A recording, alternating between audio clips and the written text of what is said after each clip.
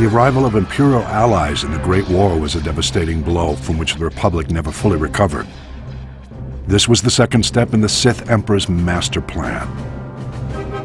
Recent Republic strategic information reports proved that the rise of the Mandalorians was orchestrated by Imperial intelligence. We know extremely little about this shadowy organization, but Imperial intelligence operatives are clearly just as deadly as their Sith superiors.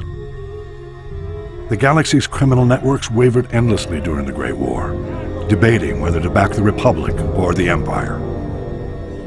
Although the Hutt cartels resented the Sith Emperor for not including them in his pre-war conspiracy, Imperial intelligence somehow blocked the Republic's efforts to win the Hutt's support. Scattered around the galaxy, Mandalorian mercenaries and bounty hunters faced the same choice as the Hutts. Some signed on with the Empire, but most remained independent.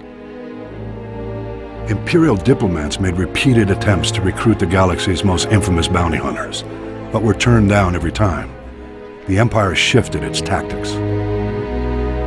Mandalorian mercenaries and bounty hunters often fought as gladiators for money and glory, a mark of honor in the Mandalorian culture.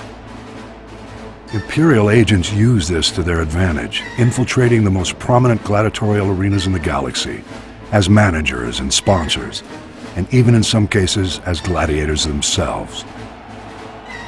The Imperial agents singled out a proud young gladiator to be their pawn. This young gladiator had always fared well in the arena, but with his new Imperial allies, his rise was accelerated to unprecedented levels. Rigging arena fights is not unheard of, but Imperial agents brazenly sabotaged the entire system by drugging their champion's competition. None could stand against him. The whispers of Imperial agents became cheers in the arena. Mandalore, Mandalore. The ancient title of Ultimate Warrior King was thrust upon the young gladiator. His infamy grew, and when he called, the Mandalorians rallied to their new master. The new Mandalore secretly served masters of his own, however. Imperial agents pulled their puppet strings, and the Mandalorian army blockaded the Hydian Way and challenged the Jedi. Though the blockade was eventually broken, the stage was set for the sacking of Coruscant and the uneasy truce which now paralyzes the Republic.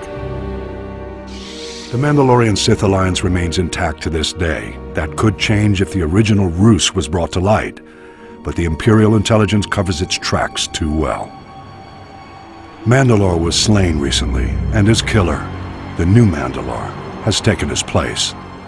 Whether or not he's another Imperial puppet remains to be seen, but we must watch him closely. Imperial agent success in bringing the Mandalorians into the war was the counterplay to the Republic's first string of victories, the subject of my next report.